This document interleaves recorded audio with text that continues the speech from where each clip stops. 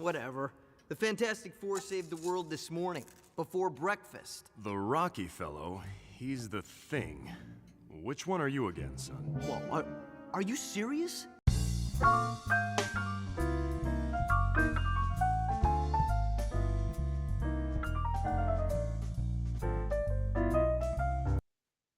Hello and welcome back to the Movie Pope podcast, and today we are taking a look at the trailer for the Fantastic Four First Steps, which finally brings Marvel's first family into the MCU.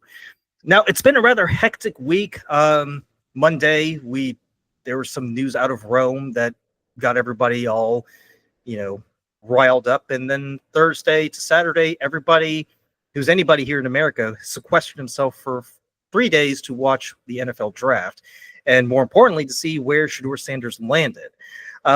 But we're all safe, we're all sane, we're all okay. We are here to give you our thoughts on the Fantastic Four First Steps. Lee, before we started recording, you said you watched the trailer when it came out on Monday, right? No, I said I don't remember if I saw it, honestly. Oh, really? Yeah. Let's retract that. I don't remember. I feel like I saw it, but I don't know if it's I either didn't do it or it was so unmemorable that I just forgot about it. So hopefully, as we watch this, it'll jog some memory of what I witnessed. But yeah, I actually don't remember now if I did or not. I mean, because maybe you did, but to your point, it's pretty much become Drek at this point. You can't tell one Marvel trailer from another, right? It's That's not true. like, No, I mean, this one probably will have less chairs in it, so. Well, less chairs, more stash, because it is set in the 1960s, which is a pretty ballsy move on Kevin Feige's part. Yeah. So this will be the third. Well, technically, this will be the fourth cinematic outing for the Fantastic Four, because the last time we saw them was Fan-Four-Stick, which I think we can all agree. Well, I mean, let's just say it deserves to be in a landfill somewhere in Jersey. Yeah, that was not a strong outing for Fantastic Four, that's for sure. Now, I will say this too, because having watched the trailer only once, we do get a glimpse of Galactus, and I will say, if nothing else, they at least they're trying to do things right. But without further ado, let's go ahead and dive in. Wow, folks, we all know the story. 4 brave astronauts head off into space and come back forever changed. Ooh, that's a fun looking design. Ooh, the Thing. Our city, our planet, owe a debt to these intrepid souls. And while we can never repay them, we can certainly celebrate them. Thank you, Fantastic Four. Thank you. Thank you, Fantastic Four. Please welcome the It looks like Fantastic the Four. whole them getting the powers will be a very small portion of it. Just double one Sting. Herbie, how's that sauce looking? Okay. That is fantastic. You're late. What do you mean? Fantastic. What do you mean, what do I mean? You're late for dinner. Yes, we are. You late? I just said that. Are you pregnant? What? You're gonna be the best mom in the world. And you are gonna be the best dad. Just kidding. You are out of your depth. We are gonna be the best uncles ever. We can do this. Nothing is going to change.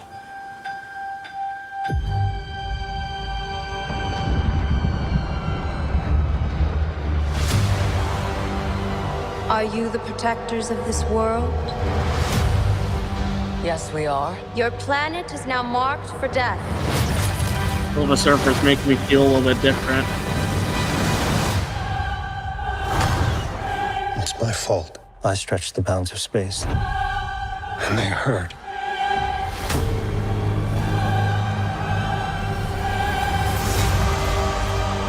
Are we safe? I don't know. There's not enough time. I'm not giving up. Ooh, I can recognize that silhouette. Oh, look at that car. The 60 thing does make it interesting, I have to say. As a family.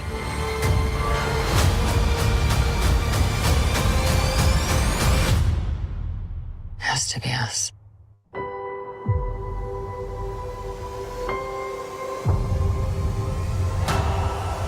It finally stretches out.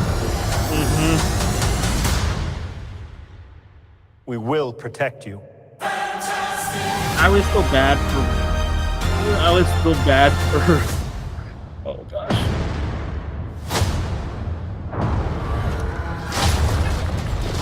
Damn. There he is. Yep. Well, saw a little bit there. I mean, considering how big Galactus is, and I'm glad that he's no longer, a little puff of smoke, right? So that's always nice to see. But yeah, I was about to say, like, I always feel bad for Mrs. Fantastic, right? Like, always her job is just kind of like move your hands out in front of you, so you've been like shielding stuff. Like, that's your only job. So, yeah. So, I mean, I really want to like it, right? I think Fantastic Four has had some really rough outings, right? I think the first one is. I think at the time it's fine. I think now that if you look back on it, it's maybe not aged very well. Are you talking about the one from the 90s or the just? No, I'm sorry, the one from the 2000s, right? Not the original, not the original one. Yeah, the two ones. The two. Yes. I'm sorry. I guess I shouldn't specify that because you're right. There is the very notorious early version that was sent out just to keep the rights to it. But yeah, not that one, but the one I think more people are familiar with, which is the one in the 2000s. Yeah, the one starring a certain Chris Evans. Yes, correct. Yes. So I think it kind of had a little bit of a rocky start there, and then obviously Fan Four Stick was just. It was just bad. There's no way to look at it. The less said, the better. yes. Fan Four Stick got its name just for how goofy it is. So, I want to like this, right? I want to really have hope for it. I think them setting this in this time period, to me, is in an attempt to make it stand out compared to everything else, right? We have a lot of like these contemporary, heroes that we have out there. Kind of setting in this time period, I think, gives it an opportunity to kind of do something a little bit different. I think like the style for the suit and everything obviously fits that time period. And they're wanting to go more with the kind of like, I guess, the original take or the original look of what the characters were in the comics. Yeah, from the 1960s. Yeah. Yes. So do you agree that was a good move on their part to set it in the 1960s, kind of pay homage to its origins, or do you think maybe it would have been better if they kind of made it, put it within the same time frame as the other Marvel movies and shows? I like it being more of a period piece, right? I think it helps it stand out from everything else that's currently out there.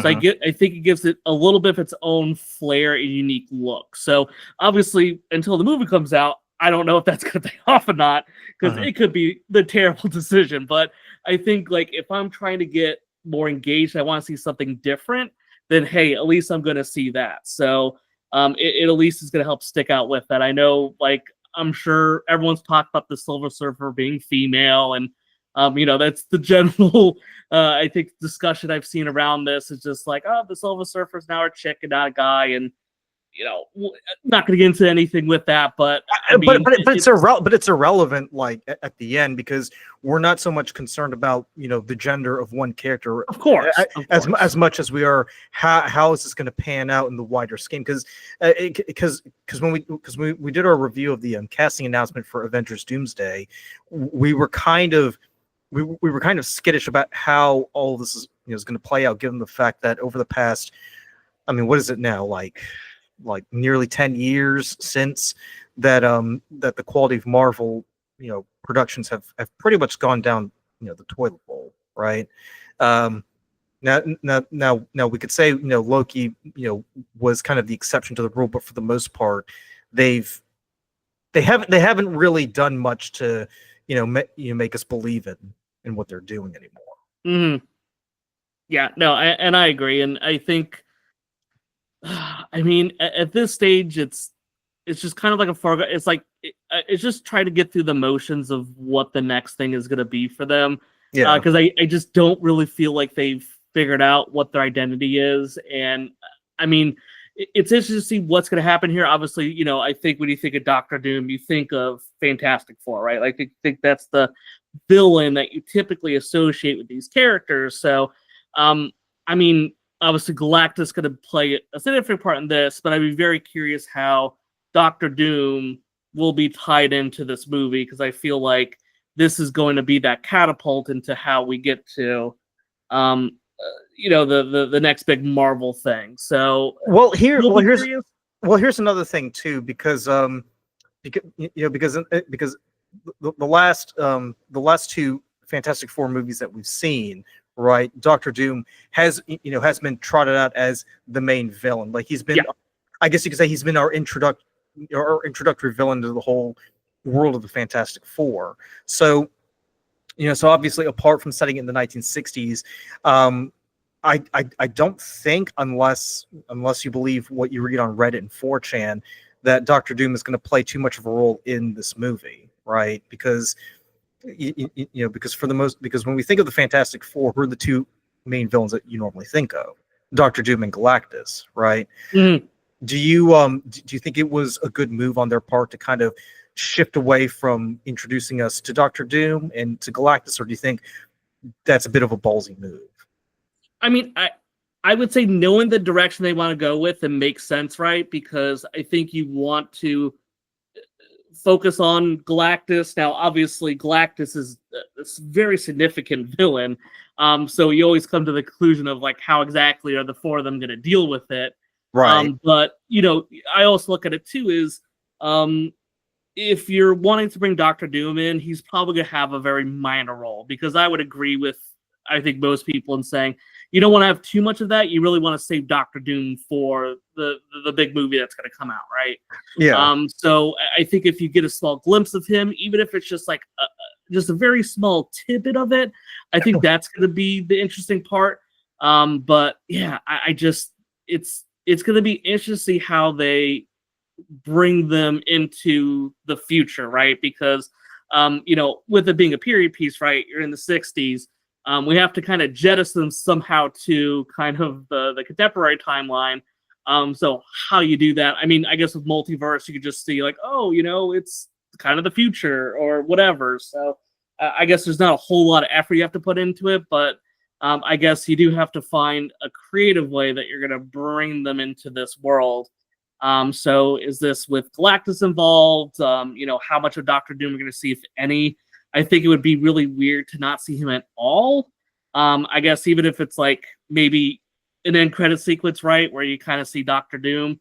But I think there's some interesting things that they have to do with this. But I have a ray of hope, right? A very small ray of hope that they finally get Fantastic Four right, partially. Even just a little bit right is better than anything I think we've gotten so far.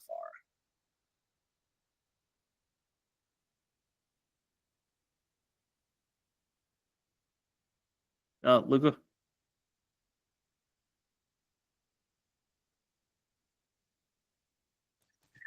Yeah, you there? So Yeah. So I was going to say, I mean, another thing you want to keep in mind too is that this movie comes out on July 25th of this year, right? Mm-hmm. So it's only a few months away, but also Avengers Doomsday comes out next year. So obviously they're not going to go through the same motion like they did, with the Avengers movies, where you kind of have like 3 or 4 movies to kind of set us up for the big event, right? Oh yeah. So yeah. They're gonna be jumping into it pretty quickly. So right. So then the question becomes, what happens, in first steps that leads us into Avengers Doomsday, because Marvel is notorious for for doing that. They always leave you breadcrumbs and letting you know, hey, whether it's at the end of the movie or in post-credit scenes, where they kind of hint that this is what's going to happen in the next movie, right? Yeah. So then the question becomes, like, what can we expect from this movie that is going to set us up for Avengers Doomsday? Because RDJ is going to be playing a major role in both Doomsday and Secret Wars, right? Mm-hmm.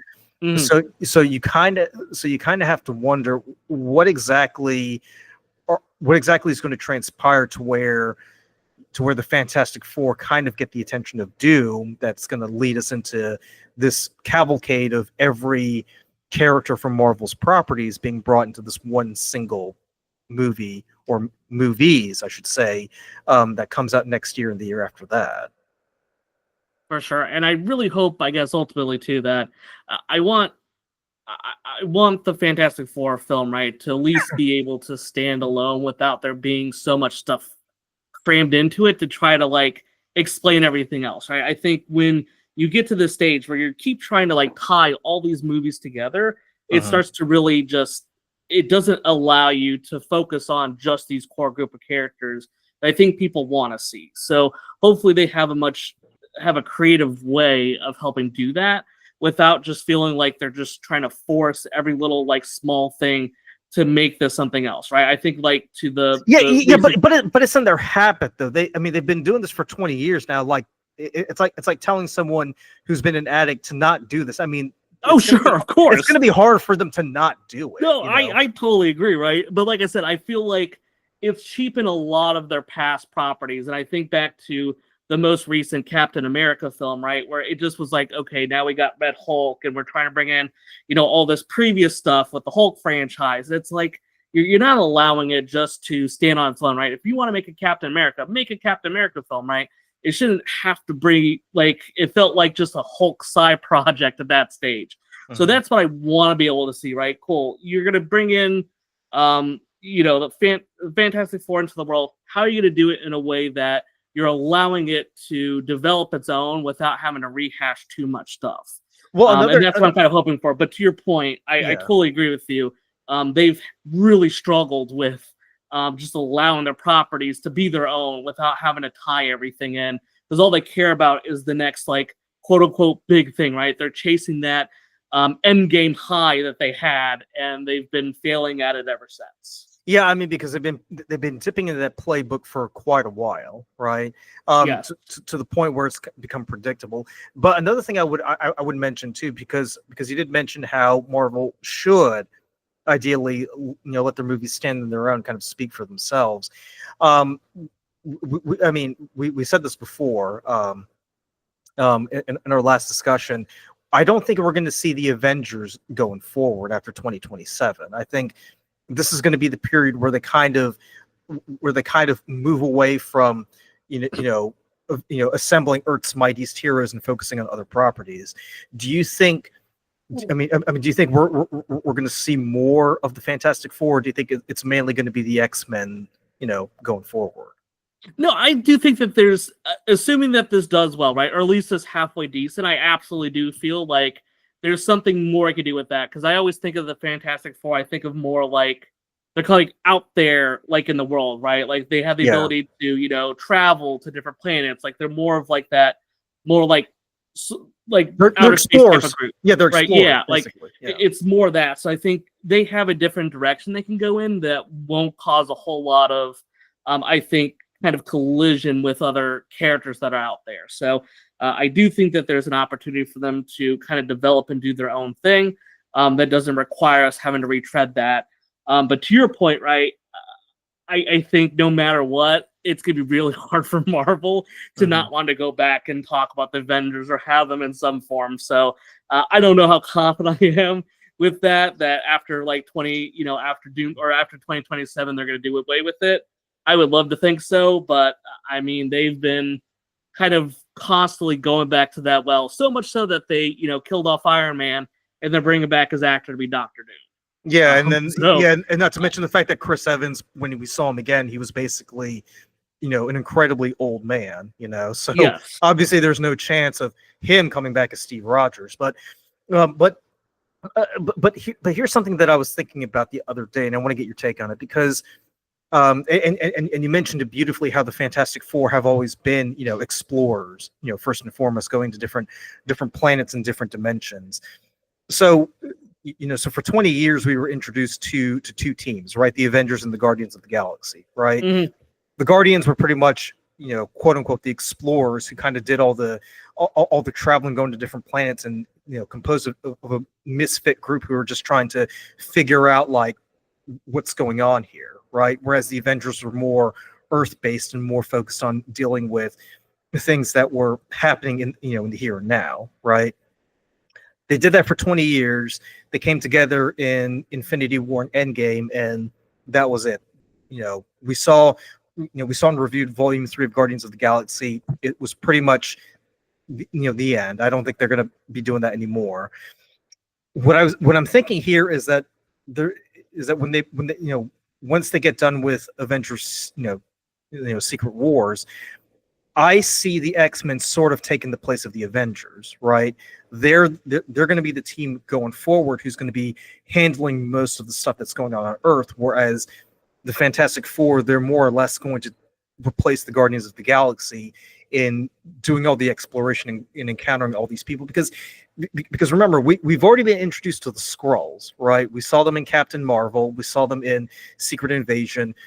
The Skrulls play a pretty huge role in Fantastic Four lore, right? I mean, there's a villain called the Super Skrull who is basically imbued with the powers of the Fantastic Four. He's got the rocky arm. He has the power of invisibility. He can, flame up, and he can stretch himself. So do you sort of see it as not so much as they're shifting their attention to a different property and kind of giving them their own due, as it is they're replacing the Avengers and the Guardians with the X-Men and the Fantastic Four, who are essentially functioning in the same way. Does that make sense? I can see it like a kind of a passing the baton, right? Right. Yeah. Exactly. They've moved on from kind of this group of characters, and they're hoping to find a new group of characters that we could enjoy. Yeah, I could absolutely see that. I could certainly see them playing a factor into it. Now, how much are they going to kind of continue on with the Avengers? Because I feel like we haven't quite seen the last of them. If we do see the Avengers, I sort of see it either as a cameo or they're mentioned in passing, right? Yeah, that's fair. Yeah, because I was watching a scene from Thunderbolts, which comes out next Friday, which we will be seeing on Saturday, where their headquarters is basically, surprise, surprise, Stark Towers. Mm-hmm. So I'm thinking. And feel free to disagree with me on this one. I'm thinking that if the Avengers do play a role in the X-Men and Fantastic Four led MCU, it's more or less going to be within either an advisory capacity or it's like their reference. Say for instance, let's say for example, if the X-Men encounter the Chitauri, for example, they might make a reference like, oh, not these guys again. Didn't the Avengers deal with them like 20 years ago or something like that? I would totally agree. It would definitely, to at least in my opinion, it would be more in a reference type of role. Yeah, I don't think you can have the characters sitting on the sideline because too many fans will be like, well, geez, why are they say they're not doing anything, right? Kind of like everyone talked about when all this stuff is happening, why were the Eternals not involved with it, right? And they had to make this cockamamie reason, like, oh, we don't interfere with the human stuff. So I think it'd just be too long-winded. I think that if there's references, it'll probably be extremely subtle. I don't even think they would go out of their way to really poke a whole lot at it. But yeah, I think if there's they wouldn't be on the nose. That. Well, I was gonna say it probably wouldn't be too obvious, like to your point, because yes, because obviously it would be I think you and I can agree it would be pretty stupid if Wolverine just walks out holding Captain America's shield, and it's like hey, it's just Thomas adamantium, right? Yes, no, I agree. But another thing that I want to mention too is because, like I said, the Thunderbolts are they premiere next week on Friday. Would you say that because I think we're on the same page when we say the Avengers are not going to be making any on-screen appearances, but they're just going to be mentioned in passing. Do you think the because I can see the Thunderbolts making far more appearances in the in movies to come than the Avengers. Do you think that they would sort of be like the stand-in for the Avengers because they do have somewhat of a connection, Yeah. I don't know. I feel like the Thunderbolts, I think that the core group of characters will probably see more screen time, but I just don't. I don't know. I I think some of them you might see more of them in the future. I'm not really expecting there to be a whole lot with the Thunderbolts as they go forward. Just me personally, that's the way I feel. So, I just don't think that those you mean like characters particularly have that going for them. so you're saying like we wouldn't necessarily see the Thunderbolts as the team, but more of like Yelena pops up in a Yes, X-Men exactly. movie, or John Correct. Walker just happens to show up in another Fantastic Four movie, right? Exactly, yes. Like I feel like individually you might see more of them, and only for some of the characters, right? Like I think like, US Agent would be one. I mean, how much more can we see of poor Bucky Barnes? I feel like he's been there for a while, so well, spoiler alert, he's a senator now, so oh, well, look at that. So, but yeah, I think that there's probably like small tidbits, but I don't think we're going to see the Thunderbolts kind of stand on their own as this group of heroes we're going to be seeing like more frequently in this like larger group, right? Not individually, the characters will come back, but I think for the larger group, this is the one thing that they'll have, and that's it. Now, if Thunderbolts crushes at the box office, Marvel will think twice about that, right? They absolutely want to. Whatever superhero thing that they can milk, they will milk that thing, right? So yeah. If Thunderbolts does very well, it would not shock me at all that they decide to do something different.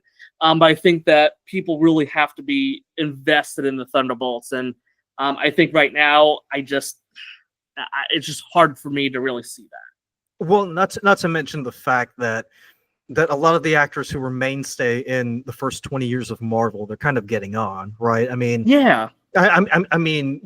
I mean, the fact that we saw Chris Evans in Deadpool and Wolverine was a surprise. It was a welcome surprise. I was happy to see that, but I was like, it's one of those things where it's like you kind of have to wonder like how much more is left in the tank for them, because obviously, because remember last time we I'm going to keep referencing chairs just so you know, but obviously Chris Hemsworth, I think he's doing it because he's I guess he loves the property.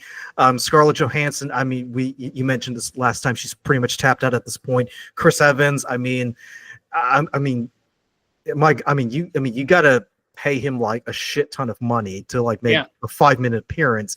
And the fact that Robert Downey Jr. Even agreed to come back is just a miracle in itself.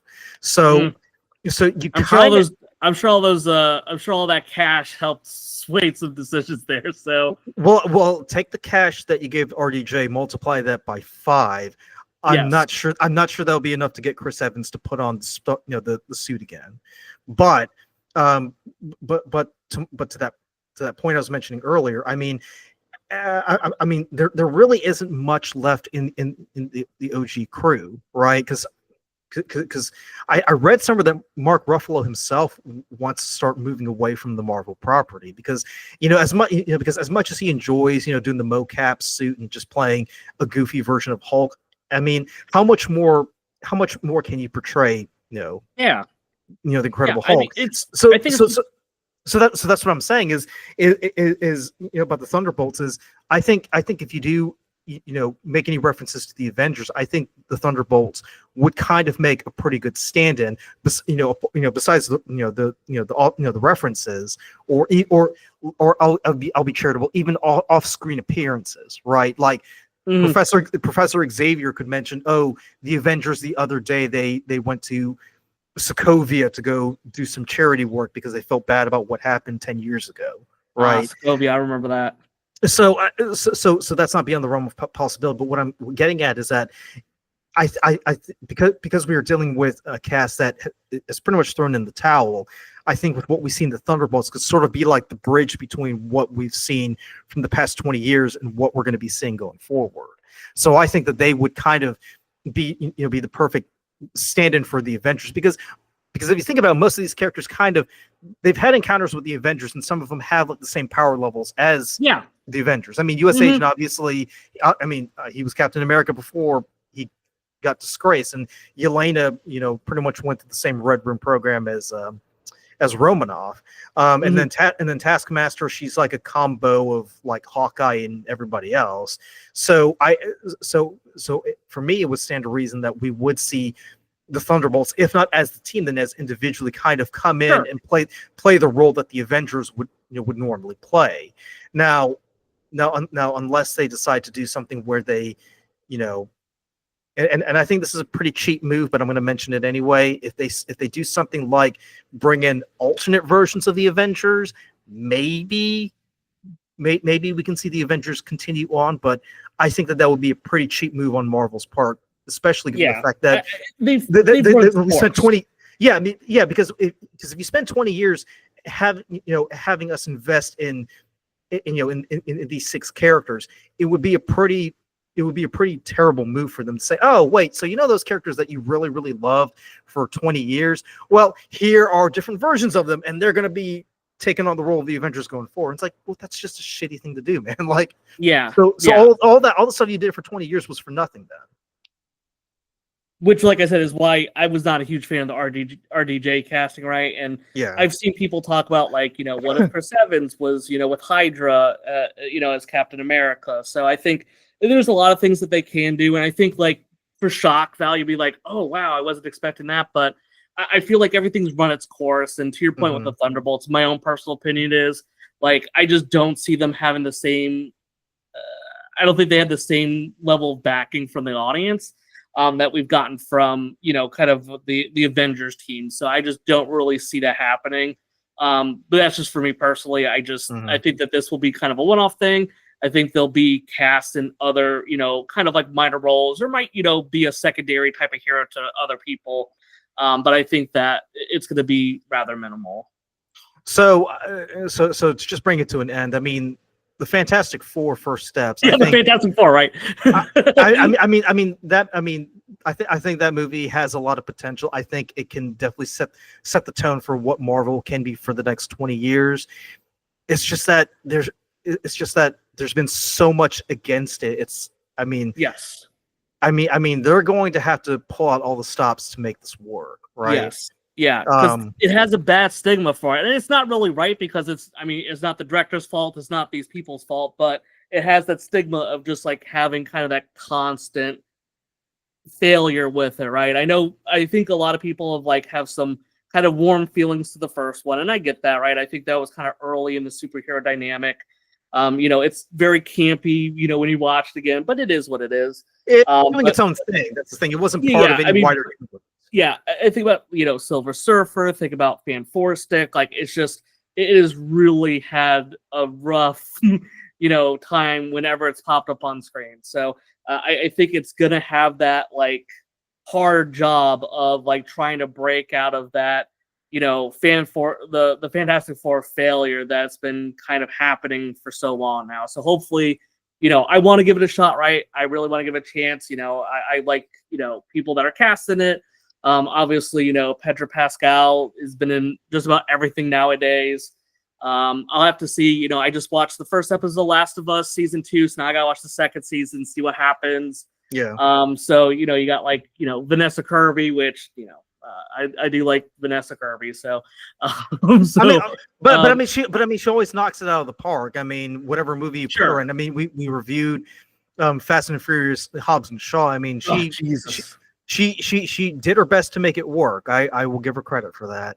But, yes. But you remember when we watched we saw Multiverse of Madness, because before they announced the casting for this Fantastic Four movie, we all thought John Krasinski was a shoo-in for the role, right? Yeah. How surprised were you to see Pedro Pascal kind of take over the role of Reed Richards and not him and Emily Blunt? Yeah, I mean, it was interesting. I mean, I think we as an audience, right? Like, I think, it was posted, everyone kind of, like, got behind it, and everyone was about, Krasinski, and sorry, what's her face? You just said it, I already forgot. Emily Blunt. I mean, Blunt, thank you. You bring these people together, everyone's really interested in seeing them. And I mean, it makes sense, obviously, married couple, everything like that. But I just... he looked the role of Reed Richards, right? In the Multiverse of Madness. I just, I think people put too much stock into kind of the fan casting. And I think they were kind of just setting themselves up for that. But to be fair, I mean, Marvel did deliver on that, right? Oh, yeah, sure. Yeah. It wasn't like, people were saying, hey, Kevin Feige, you know who'd be good? You know the guy who played Jim from The Office? You should definitely cast him as Reed Richards. It's not like they just brushed it off and said, whatever, like go play in your sandbox. I mean, they actually went through the effort of casting him and shooting those scenes and having them do that. I mean, sure. Though I would make the argument too, right? I mean, how long was he on the screen for? 3 minutes, maybe. Right. I would say 10 minutes if you count that death scene where he gets spaghettified. You know. Oh sure, yeah. I guess if and trying to like, and then he's running around and he's sitting in the council and he's like, oh yeah, Doctor Strange, you done fucked up. Like, what are you doing around messing with the multiverse? Because here's another thing. Because we saw Patrick Stewart's name on that chair for the casting announcement, right? Yeah. And who did we see as Professor Xavier in Multiverse of Madness? So I mean, sure, but he's been doing it since the beginning. So like, I don't know. I look at that a little bit differently because I mean, he's been around for that position since the start. And I mean, I think people would freak out if they saw anything different from an older Professor Xavier. So do you think the reaction to Pedro Pascal as Reed Richards is not as I guess I should say they're not as mortified as instead of saying Jim from The Office wearing the famous blue and white. Sure, I look at it as more of just like a joke, right? Like there was just something where I think a lot of people liked it. It makes sense. It makes sense in the role, right? I mean, I think he absolutely looks like it. I mean, John Krasinski can absolutely pull it off. And I think it was just more like, you know what? For how long he's going to be on screen, why the hell not, right? And I think it kind of gave you some like extra little bit there for something like that. So yeah, I feel like things just aligned well for him to be that character, but I never really had any inkling that he was going to kind of continue in that role. So that's at least the way that I was looking at it. Right. So to you, it's more of like, like a love letter to the fans. Whereas with me, it's more of like a bait and switch kind of trolling kind of thing. Yeah, okay. I think it was, because I think about it too, right? Sam Raimi was the one that did, Doctor Strange in the Multiverse of Madness, right? So I was kind of looking at him like he obviously, started with Spider-Man, right? The first like big one, right? That was the one that kind of like started to kind of propel the superhero into a more mainstream, bigger box office thing. So I think like when you have someone like that at the helm, there's a lot of like kind of tongue-in-cheek stuff that he could do. And he's famous for that too. So it's it's not beyond the wrong possibility. Yeah. I mean, to your point, like it's one of those.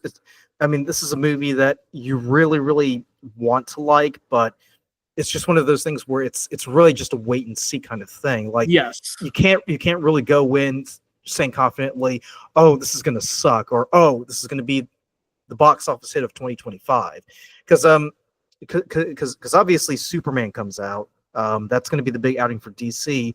So they're going to have a little bit of competition.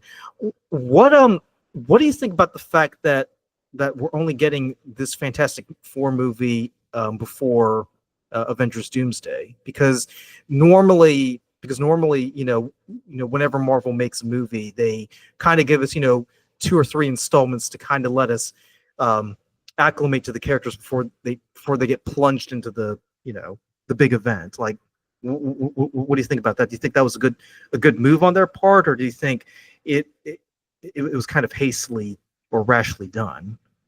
I mean, I feel like at this stage, it's just it's so bloated. It's really hard to give that much screen time for something like that. I just don't really feel like they have the story arcs built up for something like this. And let's not forget too that I think that everything that happened with Kang probably caused a lot of this. Like, okay, now we have to really rework or redesign how we want to do everything. So I mean, for me personally, like at this stage, I mean, I don't really look at it like I think we had that Avengers build up. We're just never going to get that again. It's just not realistic to happen. I don't see that happening. And I don't think for Marvel, they really care to create that. I think they know what they're in right now. I think they're at the twilight of what they're hoping to get out of these films. And this is like them being like, okay, let's just throw whatever we can in here and see what happens. I mean, we'll also keep in mind too, because at that time when they were doing the build-up, they were focusing mainly on movies. They weren't doing TV shows. Whereas now, whereas now the playbook has expanded to now where, absolutely. And I want to get your thoughts on this too. Do you think it's possible? Again, I emphasize the word possible. I'm not saying do you think it's certain that if I'm they like don't a lawyer trying to get me to coax me into something, but yeah, go ahead. I'm sorry. if they don't go the conventional route of building up the characters with multiple film installments, do you think it's possible that they might consider doing something like a one-off special on Disney Plus, or even doing like a limited series like they did with WandaVision or whatever? I don't see why not, but I think that's probably more reserved for like more minor things. I think if you want to see, like, I don't think there's ever gonna be like a Fantastic Four TV show, so to say. But I think for like more, minor characters or side projects, I don't see any reason why they want to fill up that Disney Plus catalog with some other TV shows that are out there. So I could definitely see that, but I don't think you see that with like something like Fantastic Four. Maybe for some of the Thunderbolts characters, sure, why not? Why not give them a little bit more screen time? We already kind of like, that's how we got introduced to Wyatt Russell's character. And then we briefly got introduced to several other minor characters as well that are going to be appearing in Thunderbolts. I mean, the big one is Valentina, the lady who's become the new Nick Fury of that stage. It would be interesting if we saw like if Kevin Feige at Comic-Con next year comes out and says we're going to do a Galactus origin story. How did Galactus become the Devourer of Worlds? Gosh, that would be a very interesting choice to go that route. It's not beyond the realm of possibility. I mean they gave us the Eternals, and they gave us that's true, all these origin stories about how the Eternals and how all these cosmic how the Celestials came about. So anything is possible. I will not put anything beyond Marvel and Disney to put something out there like that. So I mean, I think it's safe to say that you and I are both going to go see Fantastic Four when it comes out in July. I mean, that's definitely on our to-do list, and that's definitely one of the movies we're going to be discussing in detail. But let us know down in the comments below what your thoughts are. Are you excited for Fantastic Four First Steps when it comes out July 25th? Do you have high hopes that this will lead to a Marvel renaissance, or do you think Marvel is finally throwing in the towel? And do you think, most importantly, do you think that the Avengers and the Guardians are going to be replaced by the X-Men and the Fantastic Four? Let us know down in the comments below. And also, were you as equally surprised as the two of us that Shedeur Sanders ended up with the Cleveland Browns? Oh my gosh! I mean, Dion does talk up a pretty good game, but other than that, thanks for tuning in, and we'll catch you on the next review.